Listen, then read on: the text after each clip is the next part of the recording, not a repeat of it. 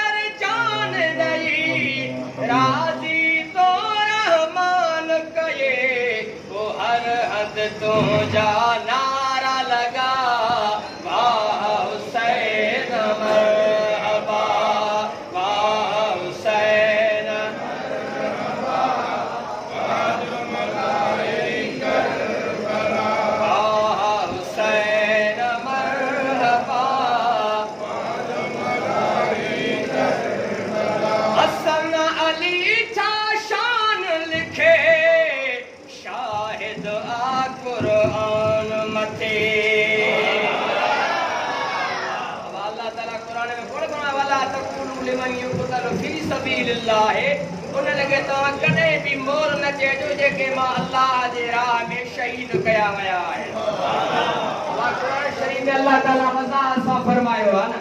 वो जेको जियो आ त कोन जला मातम साजो आ अल्लाह ताला कुरान में वजाहत उन के कदे भी तो मोल न चो जेके मां अल्लाह जे राह में कत्ल कया वया उहे शहीद आहिन ऐ जेरा भी एड़ा आहिन मां अल्लाह उन के रोजी दीदो आया ऐ उहे रोजी खाइंदा आहिन जो सुभान अल्लाह रोज़ी दे मां अल्लाह ताला जेको उन ते फज़ल कंदो आया उन फजल ते खुश थींदा है अब खाइंदो केरा जीरो खाइंदो आया मोल खाइंदो आ काला काला केर खाइंदो आ और असांजे अकीदे मुताबिक कुरान शरीफ में वज़ाहत साबात शहीद अल्लाह जे राह में शहीद थियण वारो मोल नाए वो जीरो आ तो सुभान अल्लाह इन जो कम सॼो कुरान जे खिलाफ आ तने आशिक भली गाल कई हसन अली छा शान लिखे शाहिद आ कुरान मथे अदा फरमायो आ हक ताला वाह हुसैन मरहबा वाह हुसैन मरहबा वाह जो मलायई वाह हुसैन